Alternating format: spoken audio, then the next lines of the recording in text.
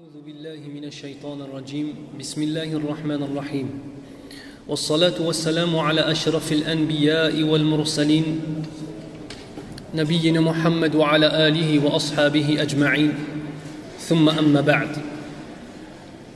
Nous avons vu, alhamdulillah, en 3 jalsat, 3 petites conférences d'environ une demi-heure, le moment où l'homme est enveloppé par la mort et pris par la mort, le moment où il rentre dans sa tombe, les différentes façons qu'il aura de vivre cette vie dans la tombe, Hayat al-Barzakh, celui qui sera malheureux, celui qui sera heureux dans cette tombe.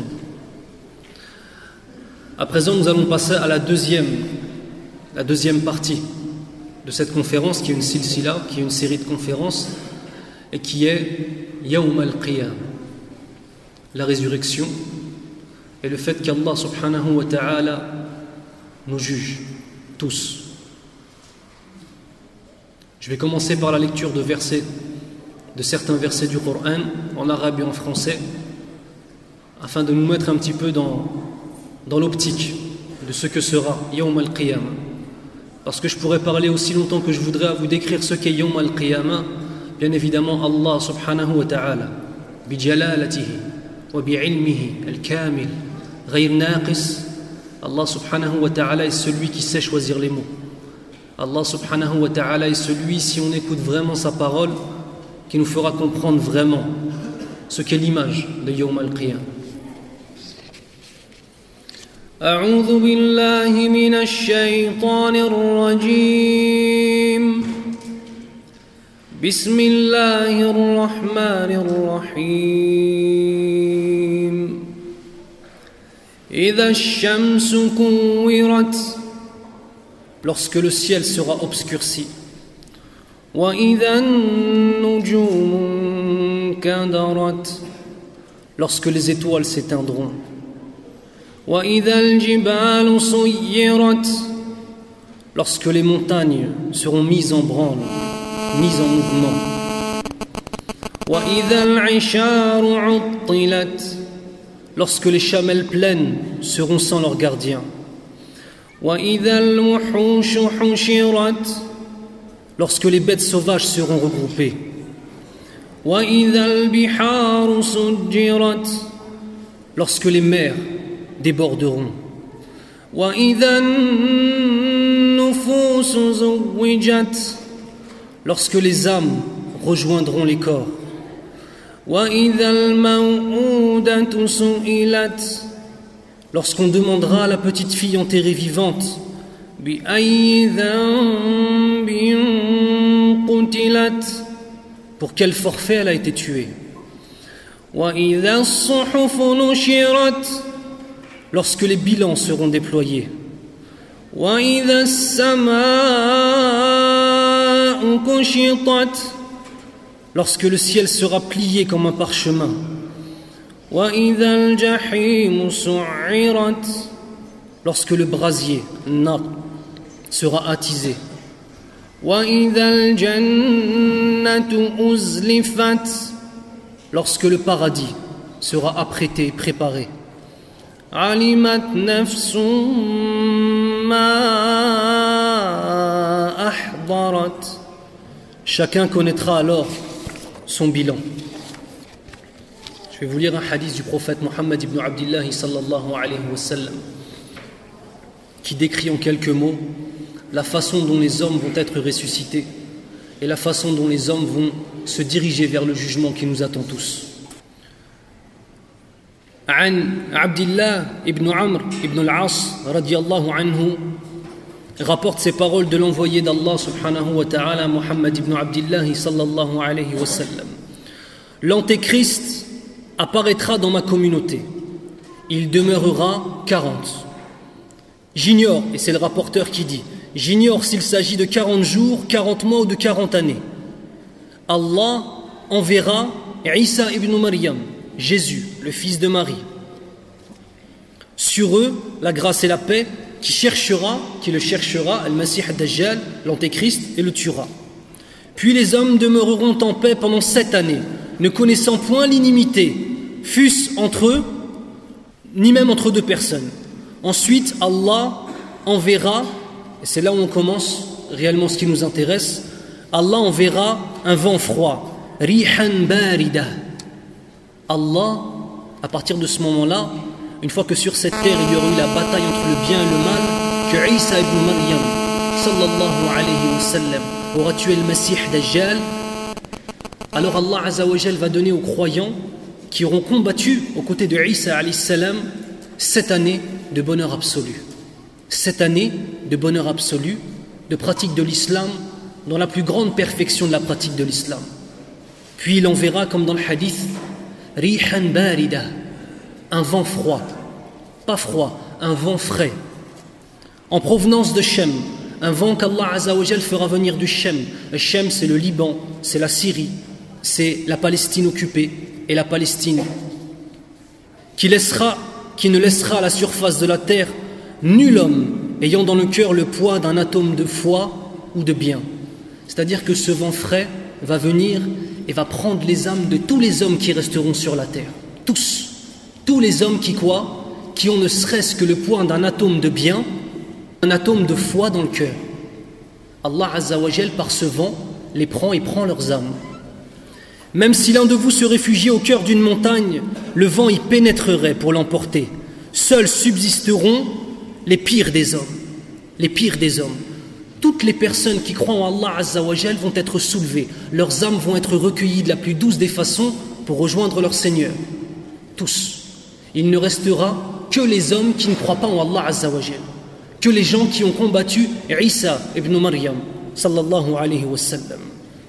Seuls subsisteront les pires des hommes, rapides comme des oiseaux, félins comme des animaux sauvages. Dans le hadith, le prophète sallallahu alayhi wa sallam nous donne cette image-là, rapide comme des oiseaux, car à l'époque du prophète sallallahu alayhi wa sallam, la chose la plus rapide, la plus légère et qui peut frapper le plus rapidement, c'est quoi? C'est un oiseau. Sauvage comme des félins. Qu'il y a-t-il de plus sauvage qu'un lion? Qu'il y a-t-il de plus sauvage qu'un félin? Qu'il y a-t-il de plus sauvage qu'un carnivore? Celui qui même, lorsqu'il est rassasié, peut s'en prendre à ta vie. Ces hommes-là, ils seront rapides à faire le mal. Ces hommes-là, ils seront félins, mauvais. Ils t'attaquent, même si tu n'as rien fait. Même si ce n'est pas pour te voler, ils t'attaquent et ils prennent ta vie. Il ne restera sur la terre que ces personnes-là. Ils ne connaîtront ni le licite, ni l'illicite.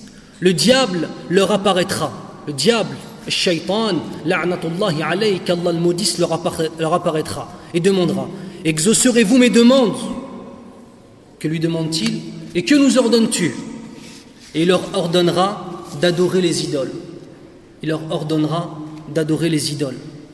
Pendant ce temps-là, ils connaîtront l'abondance et une vie agréable, agréable dans leur conception à eux des choses. Puis on soufflera dans les trompes. Et tous ceux qui l'entendront tituberont et tomberont morts. Le prophète sallallahu alayhi wa sallam nous rapporte un hadith, nous dit un hadith où il dit à ses compagnons: comment pourrais-je me réjouir? À son époque, il y a 1400 ans. Comment pourrais-je me réjouir alors que l'ange qui doit souffler dans la trompe du jugement dernier a déjà posé ses lèvres sur l'embouchure et qu'il n'attend plus que l'ordre de souffler dedans? Israfil, alayhi salam, a déjà la bouche posée sur la trompe qui va foudroyer toutes les âmes qui resteront. Sa bouche est déjà posée dessus. Le prophète sallallahu alayhi wa sallam nous dit: mais comment voulez-vous que moi je puisse prendre le moins de plaisir dans cette existence alors que je sais pertinemment que sa bouche est posée et qu'il n'attend que l'ordre d'Allah subhanahu wa ta'ala pour souffler et foudroyer toutes les personnes qui resteront. Comme les propos semblaient accabler les compagnons de l'envoyé d'Allah, il leur dit: répétez cette formule, Allah nous suffit, et quel excellent garant. Hasbunallah wa ni'mal wakil. Afin de réconforter un petit peu ce sahaba, il leur a donné cette formule, afin qu'ils soient rassurés. Le premier à l'entendre, donc cette trompe, lorsque Israfil soufflera dedans, alayhi salam, le premier à l'entendre sera un homme en train de réparer l'abreuvoir de son chameau, un bédouin. Il tombera foudroyé, ainsi que les gens autour de lui. Comme yaqul Allah subhanahu wa ta'ala, Bismillahir Rahmanir Rahim. فإذا نفخ في الصور نفخة واحدة. Lorsqu'il sera sonné dans la trompe une seule fois. وحملت الأرض والجبال فدكتا دكة واحدة. Que la terre et les montagnes seront soulevées et pulvérisées d'un seul coup. La terre et les montagnes seront soulevées et pulvérisées d'un seul coup. فيومئذ وقعت الواقعة. Ce sera alors l'avènement de l'heure. وانشقت السماء فهي يومئذ واهية. Le ciel, les cieux seront brisés. Il deviendra alors inconsistant. وَالْمَلَكُ عَلَىٰ أَرْجَائِهَا وَيَحْمِلُ عَرْشَ رَبِّكَ فَوْقَهُمْ يَوْمَئِذٍ ثَمَانِيَةٌ. Les anges se tiendront sur ses confins. 8 d'entre eux porteront le trône d'Allah Azza wa Jal. يَوْمَئِذٍ تُعْرَضُونَ لَا تَخْفَى مِنكُمْ خَافِيَةٌ. Ce jour-là, vous serez exposés et rien ne vous sera caché. Ce jour-là, vous serez exposés et rien ne vous sera caché. فَأَمَّا مَنْ أُوتِيَ كِتَابَهُ بِيَمِينِهِ فَيَقُولُ هَاؤُمُ اقْرَءُوا كِتَابِيَهْ. Celui à qui on remettra son bilan par la main droite dira: voici mon bilan, venez donc le lire. Voilà ce qui nous attend, mes frères. Le ciel qui se déchire, les mers qui sont enflammées, les montagnes qui se retrouvent pulvérisées. Tout ça par la volonté d'Allah Azza wa Jal. Et nous sortons de la terre nus, dans le désespoir, dans la peur ultime. On entend l'enfer en train de gronder. On attend notre jugement, debout, depuis Adam alayhi salam jusqu'à nous. Tous les hommes et toutes les femmes, toutes les communautés, les riches comme les pauvres, les bons comme les mauvais, tous réunis. Et à ce moment-là, c'est fini les doutes. À ce moment-là, c'est fini de se dire j'aurai le temps.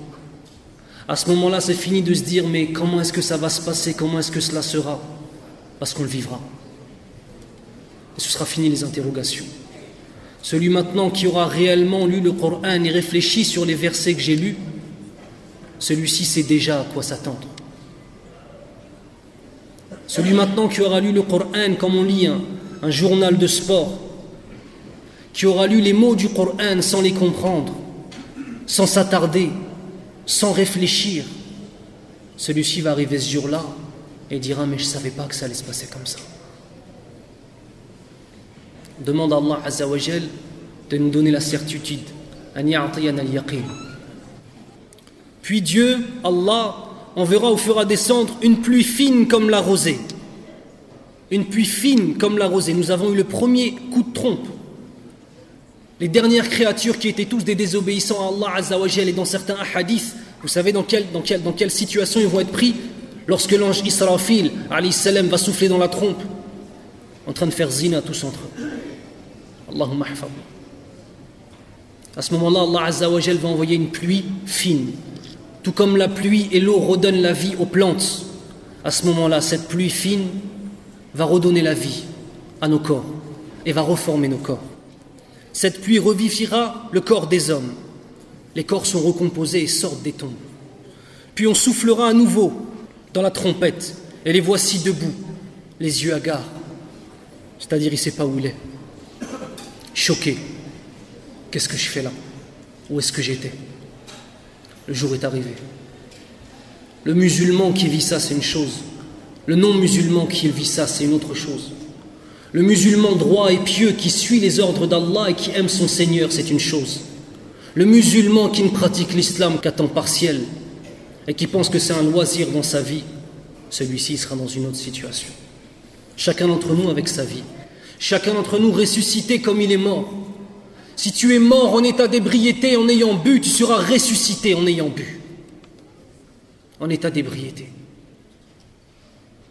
Si tu es mort en état d'ihram, pour aller faire une umrah ou pour aller faire le hajj, tu seras ressuscité en état d'ihram.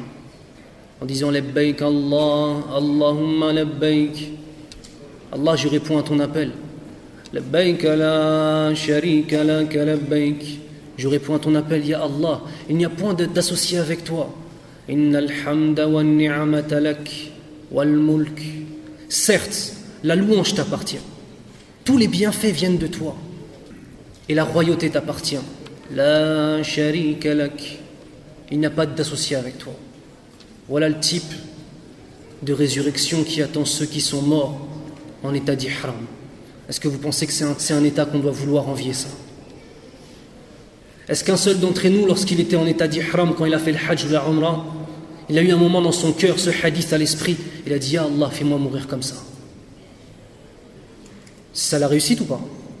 C'est une réussite ou c'est pas une réussite de mourir en état d'ihram? Est-ce que maintenant un seul d'entre nous, lorsqu'il a été en état d'ihram pour aller faire le hajj, pour aller faire la umrah, il a eu un moment dans sa tête, ce hadith, il a dit, Ya Allah, si tu me fais mourir comme ça, j'ai tout gagné. Comme tu meurs, c'est comme tu seras ressuscité. Comme tu meurs, c'est comme tu seras ressuscité. On leur dira, hommes, venez auprès de votre Seigneur et arrêtez-les car ils ont des comptes à rendre. Puis, ordre sera donné. Faites sortir les gens destinés au feu. Combien demandera-t-on? Les gens destinés au feu, combien demandera-t-on? Pour chaque millier, 999. Allahumma hafaz. Pour chaque 1000 personnes, 999 personnes allant en enfer. Pour chaque 1000 personnes, une seule personne allant au paradis. Et est-ce que tu vas en faire partie? Est-ce qu'on va en faire partie? Est-ce qu'on va avoir cet honneur d'Allah Azza wa Jal de faire partie de ces gens-là? De ceux peut-être même qui ne vont même pas passer du tout par l'enfer. Parce que du moment où un homme est musulman et qu'il a compris le tawhid, l'unicité d'Allah, le sens de la ilaha illallah Muhammad Rasulullah sallallahu alayhi wa sallam, et qu'il est mort là-dessus, il ne finira jamais éternellement en enfer. Mais combien de temps il va passer en enfer? 100 ans? 1000 ans? 10 000 ans? 1 million d'années? 10 millions d'années? Allahu A'lam. Est-ce que maintenant, lorsqu'on entend les ayats du Coran et qu'on lit ces ayats sur Yawm al-Qiyamah, sur le jour du jugement, est-ce que dans nos cœurs on dit Ya Allah, fais-moi rentrer avec les 70 000 qui n'auront même pas de jugement.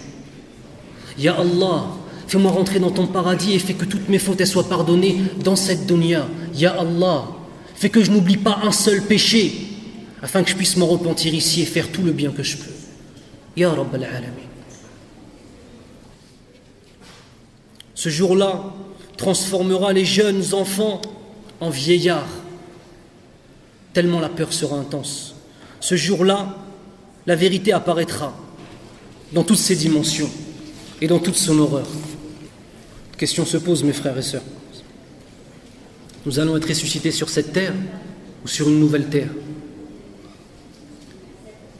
Allah Azza wa Jal dit dans le Coran,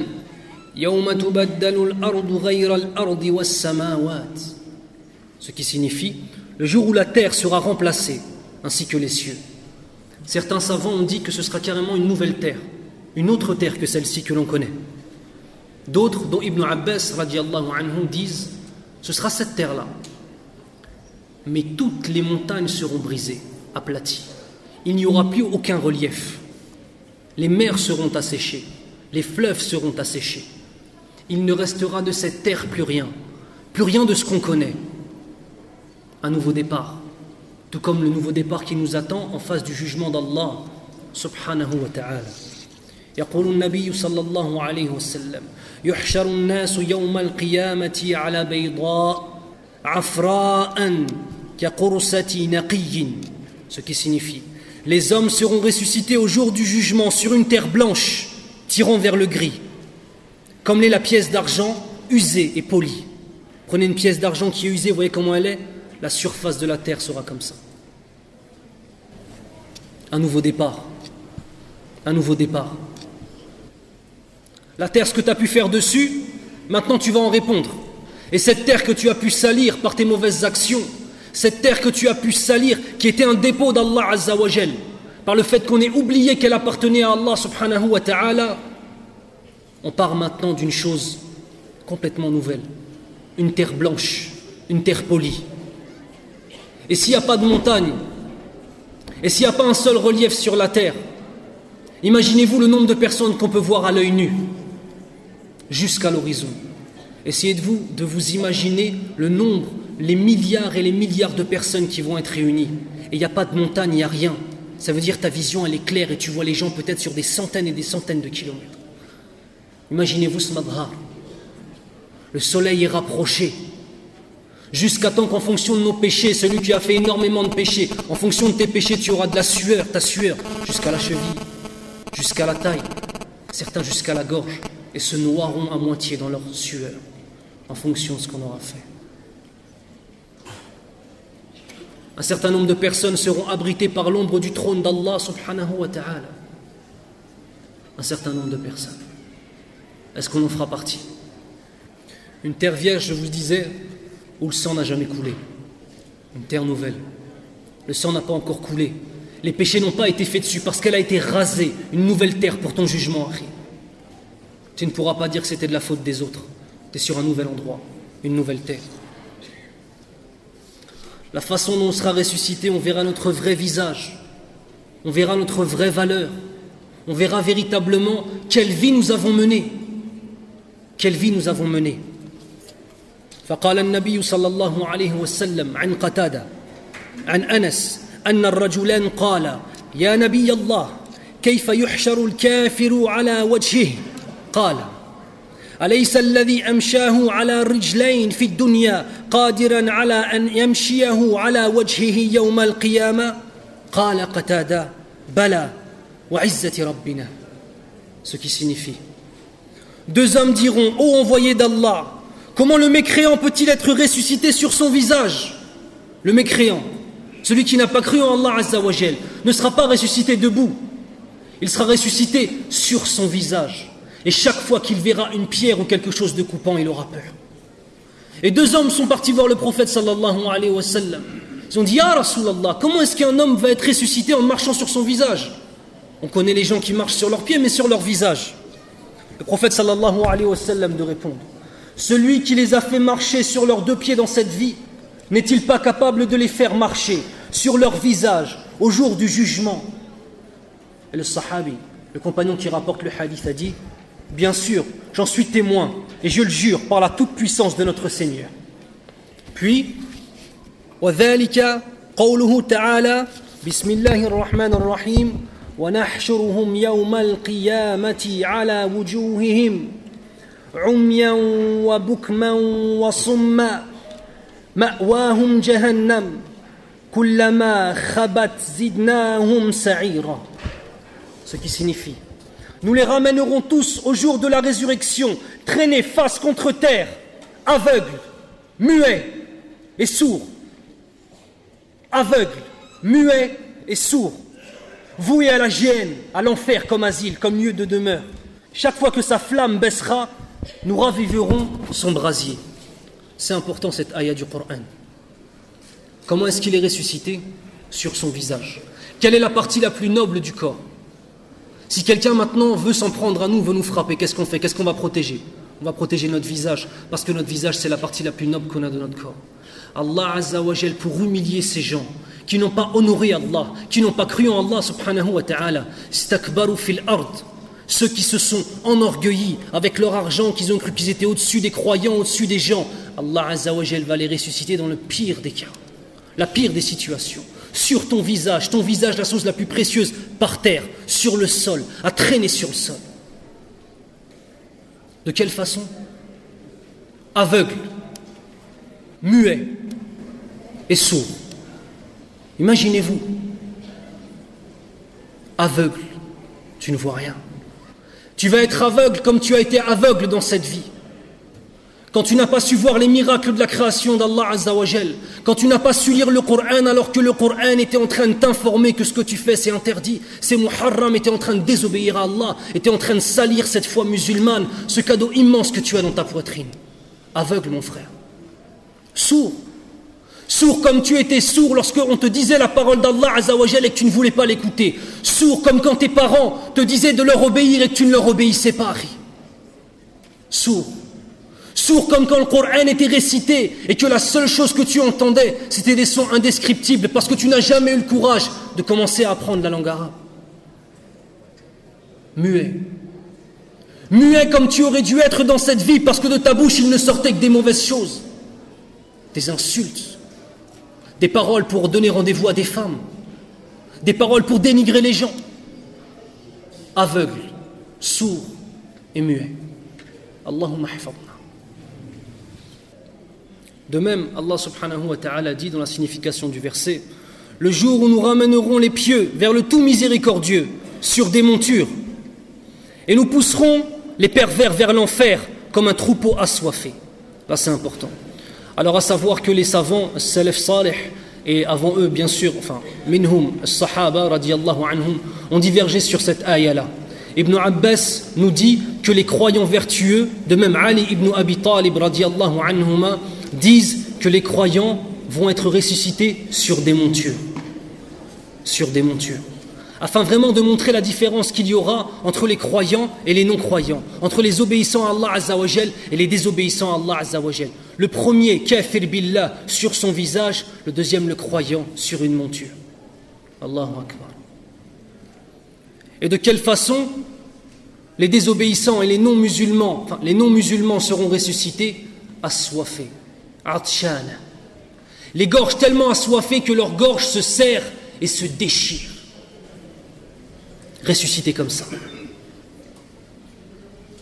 D'un côté, des gens qui sont sur des montures, de l'autre, des gens qui sont sur leur visage. D'un côté, des gens qui voient la lumière et qui sont la lumière. Et on a les traces partout où ils ont fait wudu, leurs ablutions, c'est de la lumière, yawm al-qiyamah. D'un autre côté, ceux dont les ténèbres les enveloppent tellement que même avec leurs mains, s'ils regardent, ils ne peuvent même pas voir le bout de leurs mains. D'un côté, ceux qui vont s'abreuver, Uhud, le bassin de Rasulullah sallallahu alayhi wa sallam, bassin qui est décrit dans le hadith, celui qui en boit une fois, plus jamais de son existence il n'aura soif. De l'autre côté, ceux qui ont tellement soif que leur gorge devient comme de la poussière, s'assèche et se déchire. D'un côté, ceux qui vont vers la miséricorde d'Allah Azza wa Jal, il est Ar-Rahman. D'un autre, ceux qui se dirigent inéluctablement vers son châtiment. D'un côté, ceux qui vont être accueillis par le kalam qui est Salamu alaykum, que la paix soit sur vous, qui est le salut des gens du paradis. D'un autre, un kalam qui sera dit La tukallimun, ne parlez pas. D'un côté, ceux qui seront maintenant dans l'espoir, Ar-Raja as-Sahih, l'espoir de rentrer dans le paradis d'Allah Azza wa Jal. Et d'un autre, ceux qui ne seront uniquement et que dans le désespoir et dans la crainte et la peur, al-khawf. Allah Azza wa Jal yaqul Am naj'alu alladhina amanu wa 'amilu s-salihati kal-mufsidina fil ard am naj'alu al-muttaqina kal-fujjar. Ce qui signifie: traitons-nous ceux qui ont cru et fait les bonnes œuvres de la même façon que ceux qui sèment la corruption sur terre? Est-ce que ce serait logique ça, que maintenant celui qui a passé sa vie dans l'adoration d'Allah subhanahu wa ta'ala, à obéir à Allah, à être un homme pieux, à être un homme droit, à faire le bien autour de lui, que celui-ci soit ressuscité de la même façon que celui qui était un criminel qui répandait le facette sur terre? Est-ce que maintenant ça, ce serait de la justice? Wallahi la. Ce serait injuste. Et Allah a la justice suprême. Tu as délaissé des choses qui te plaisaient dans cette vie pour Allah, regarde comment tu vas être ressuscité. Tu as délaissé les choses qui plaisaient à Allah pour assouvir tes passions, regarde ce qui t'attend. Ou bien traiterons-nous les pieux de la même façon que les gens sans foi et sans morale? Absolument pas. En fonction de notre vie, on sera ressuscité. En fonction de nos actes, on sera jugé. En fonction de notre mort, on sera de la même façon ressuscité, ce sur quoi on est mort. Et c'est notre foi qui va nous sauver devant Allah Azza wa Jal. Notre foi qui nous permet d'accéder à la miséricorde d'Allah, car c'est par sa miséricorde que chacun d'entre nous pourra, incha'Allah, rentrer au paradis. Nas'alullah subhanahu wa ta'ala an yaj'alana min ahli al-jannah. Je demande à Allah qu'il fasse de nous des gens du paradis. As'alullah subhanahu wa ta'ala أن يرزقنا في هذه الدنيا بالإيمان السليم. Je demande à Allah qu'il nous donne dans cette vie une foi authentique, une foi forte. أسأل الله سبحانه وتعالى أن يجعل الذين جلسوا في هذا المجلس المبارك إن شاء الله أن يجعل أهلهم من أهل الجنة. Je demande à Allah qu'il fasse que tous ceux qui se sont assis ici pour lui, pour sa noble face, pour Allah Azza wa Jal, qu'il fasse entrer sa famille au paradis. سبحانك اللهم وبحمدك أشهد أن لا إله إلا أنت أستغفرك وأتوب إليك.